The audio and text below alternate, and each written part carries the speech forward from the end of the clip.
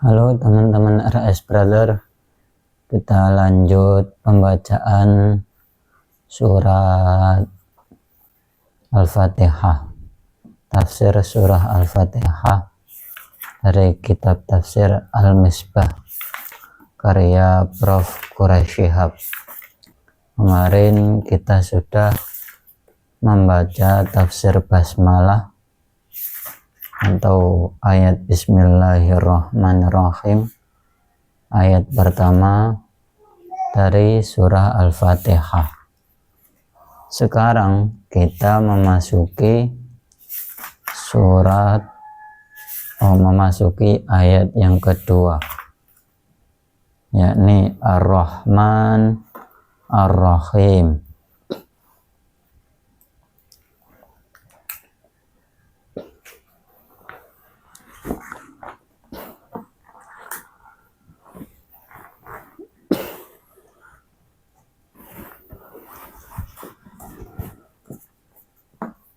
Apabila seorang mengucapkan kata Allah, maka akan terlintas atau seyogianya terlintas dalam benaknya segala sifat kesempurnaan. Dia maha kuat, maha bijaksana, maha kaya, maha berkreasi, maha pengampun, maha indah, maha suci, dan lain sebagainya. Seseorang yang mempercayai Tuhan pasti meyakini bahwa Tuhannya maha sempurna dalam segala hal, serta maha suci dari segala sifat kekurangan. Sifat-sifat Tuhan yang diperkenalkan cukup banyak. Dalam salah satu hadis dikatakan bahwa sifat atau nama-nama Tuhan berjumlah 99 nama atau sifat. Demikian banyak sifat atau nama Tuhan. Namun yang terpilih dalam basmalah hanya 2 sifat, yaitu Ar-Rahman dan Ar-Rahim. Yang keduanya terambil dari akar kata yang sama. Agaknya kedua sifat ini dipilih karena sifat itulah yang paling dominan. Dalam hal ini Allah dalam Al-Quran menegaskan, rahmatku mencakup segala sesuatu. Quran surat Al-A'raf ayat 7, surat ke-7 ayat 156. Ini masih ayat ke-1 ya. Bismillah. Kemarin menjelaskan lafaz Allah. Nah, sekarang menjelaskan lafaz atau kata Ar-Rahman Ar-Rahim yang ada dalam ayat 1. Bismillahirrahmanirrahim. Kedua kata tersebut, Ar-Rahman dan Ar-Rahim, berakar dari kata rahim yang juga telah masuk dalam perbendaharaan bahasa Indonesia dalam arti peranakan. Apabila disebut kata rahim, yang dapat terlintas di dalam benak adalah ibu dan anak. Dan ketika itu dapat terbayang betapa besar kasih sayang yang dicurahkan sang ibu kepada anaknya. Tetapi jangan disimpulkan bahwa sifat rahmat Tuhan sepadan dengan sifat rahmat ibu. Betapapun besarnya kasih sayang ibu. Karena telah menjadi keyakinan kita bahwa Allah Subhanahu wa Ta'ala adalah wujud yang tidak memiliki persamaan dalam zat, sifat, dan perbuatannya dengan apapun, baik yang nyata ataupun dalam khayalan. Dan dengan demikian hakikat dan kapasitas rahmatnya tidak dapat dipersamakan dengan hakikat dan kapasitas rahmat siapapun. Rasulullah Shallallahu Alaihi Wasallam mendekatkan gambaran besarnya rahmat Tuhan dengan sabdanya, Allah Subhanahu wa Ta'ala menjadikan rahmat 100 bagian. Dia menyimpan di sisinya 99 bagian dan diturunkannya ke bumi ini 1 bagian. 1 bagian inilah yang dibagi pada seluruh makhluk. Begitu meratanya sampai 1 bagian yang dibagikan itu diperoleh pula oleh seekor binatang yang mengangkat kakinya karena dorongan kasih sayang, khawatir jangan sampai menginjak anaknya. Hadis riwayat Muslim. Curahan rahmat Tuhan secara aktual dilukiskan dengan kata Rahman, sedang sifat yang dimilikinya seperti yang tergambar dalam hadis di atas dilukiskan dengan kata Rahim.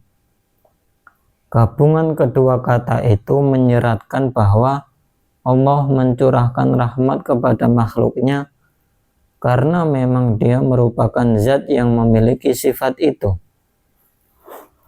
Sesekali boleh jadi seorang yang berwatak pemurah enggan mengulurkan tangan bantuan kepada orang lain. Namun keengganannya ketika itu tidak mengubah wataknya karena lahir dari satu dan lain sebab.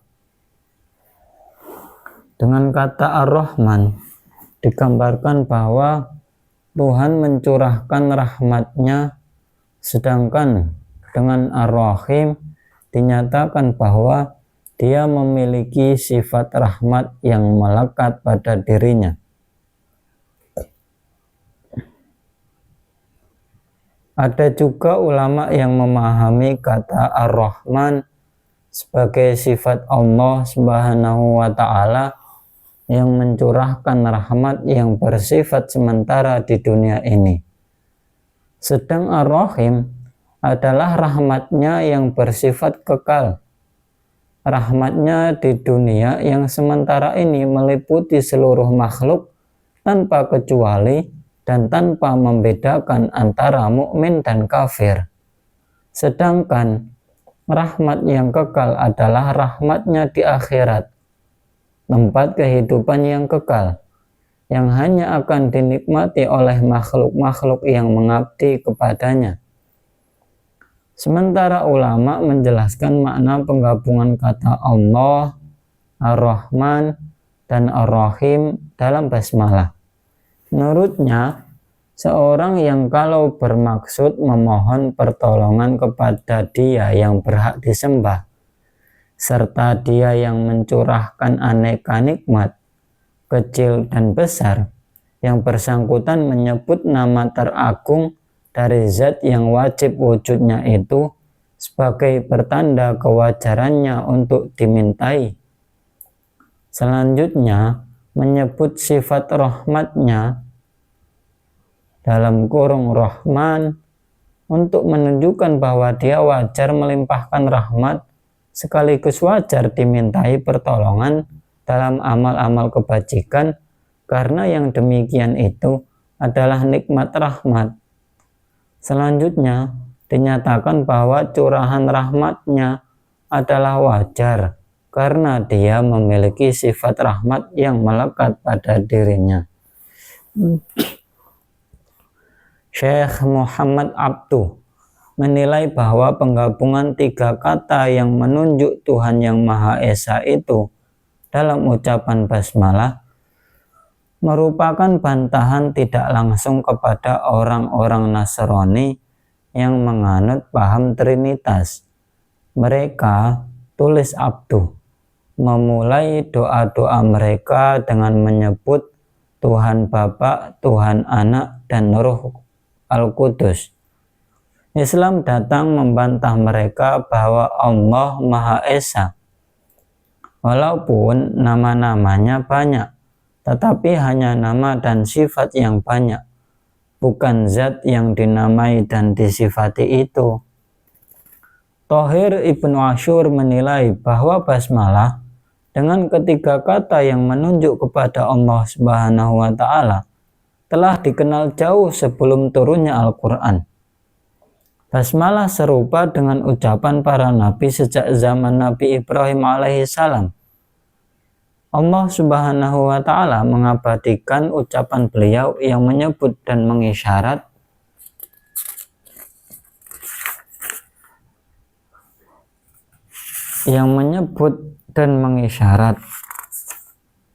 sifat Rahman dan Rahim Allah dalam Quran surat Maryam ayat 45. Kata Ar-Rahman beliau ucapkan, "Wahai Bapakku, sesungguhnya aku khawatir engkau akan ditimpa azab dari Ar-Rahman, maka kamu menjadi kawan bagi setan." Kata Ar-Rahim pun beliau sebut antara lain dalam doa beliau, "Tuhan kami, jadikanlah kami berdua orang yang tunduk patuh kepada Engkau, dan jadikanlah di antara anak cucu kami umat yang tunduk patuh kepada Engkau, dan tunjukkanlah kepada kami cara-cara dan tempat-tempat ibadah haji kami, dan terimalah taubat kami. Sesungguhnya Engkaulah yang maha penerima taubat, lagi maha rahim." Quran surat Al-Baqarah ayat 128. Nabi Sulaiman pun memulai surahnya kepada Ratu Saba, Balqis, dengan basmalah. Lihat Quran surat An-Naml ayat 30. Ini agaknya merupakan salah satu dari peninggalan ajaran Nabi Ibrahim alaihissalam. Terlepas apakah basmalah yang mereka ucapkan atau tulis itu berbahasa Arab atau tidak.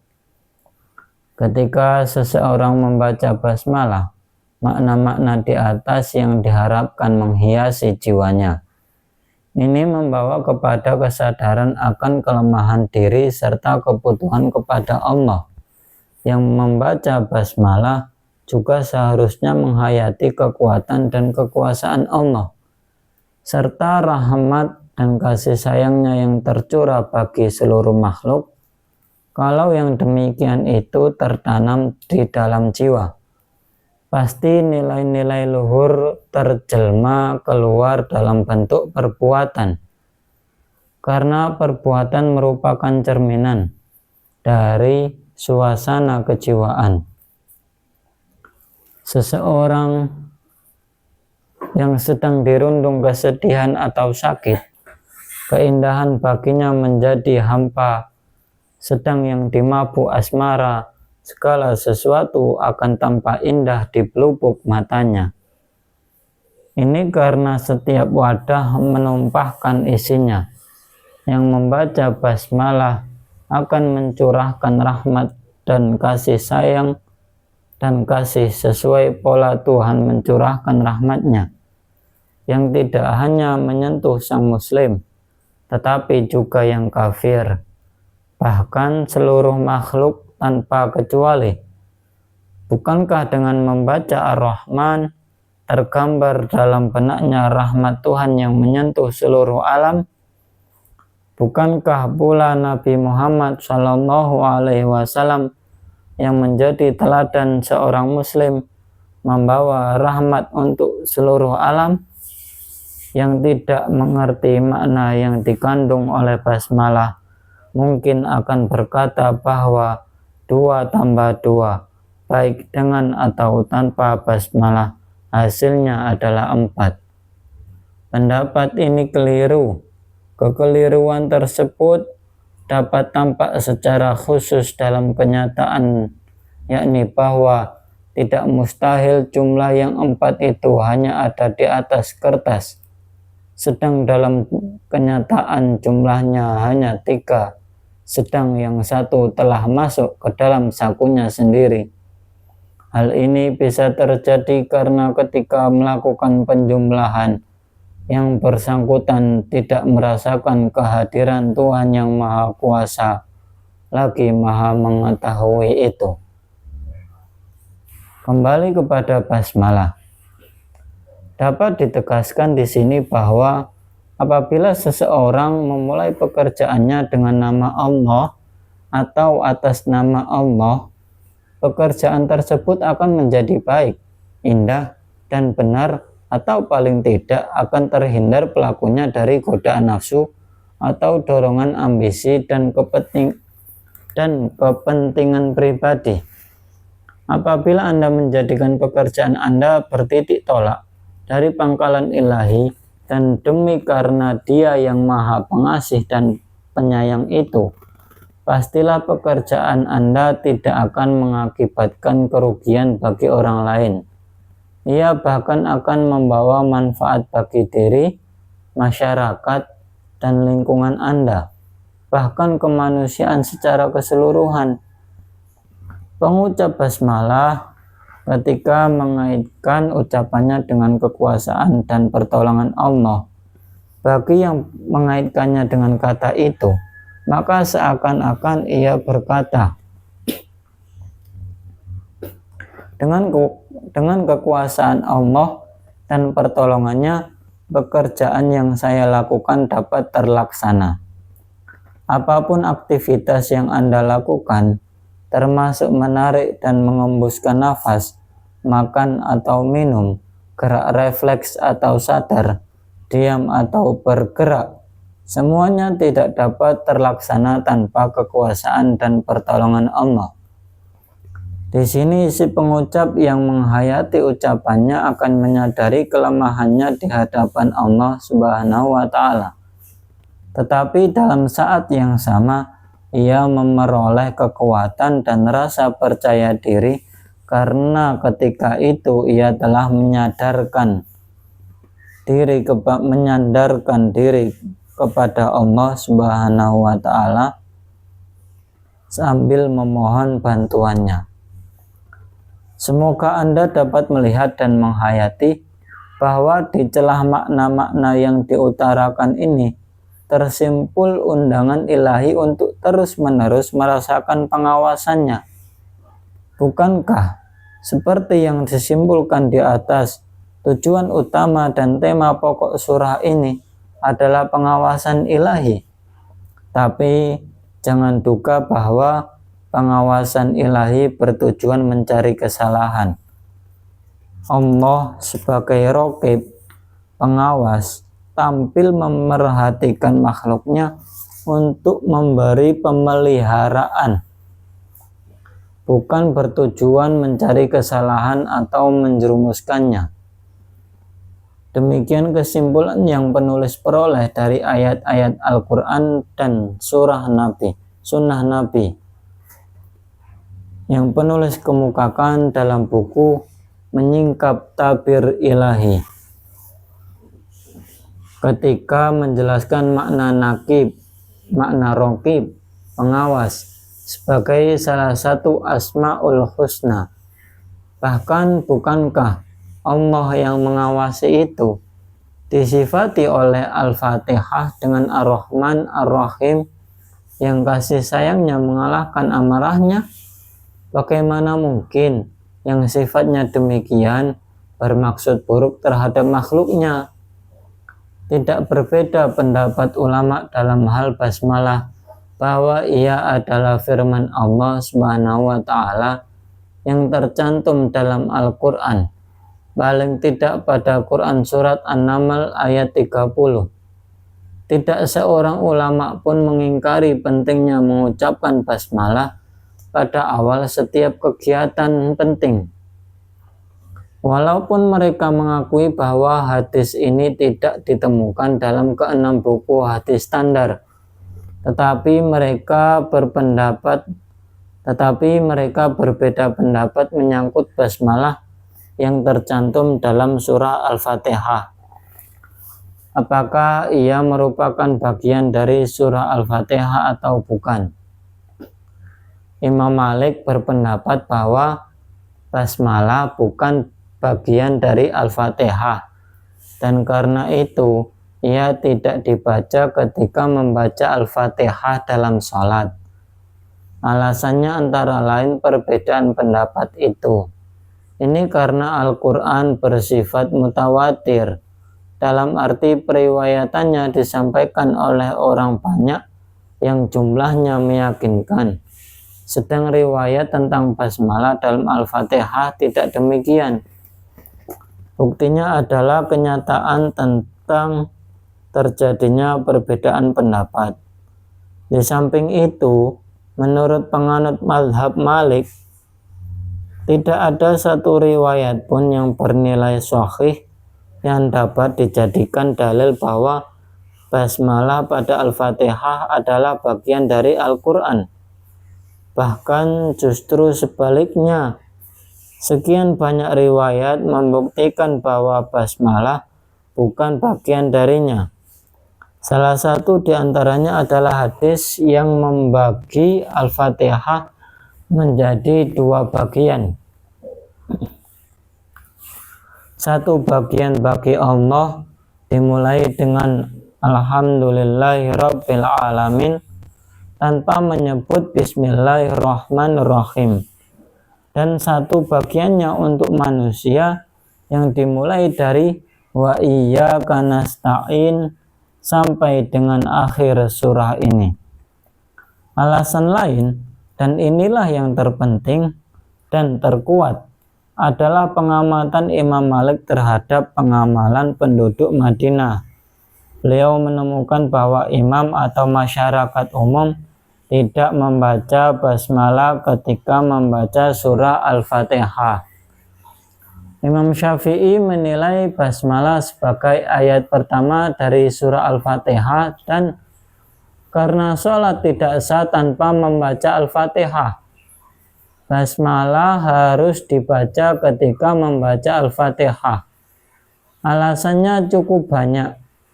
Fakhruddin Ar-Razi menguraikan tidak kurang dari 15 dalil.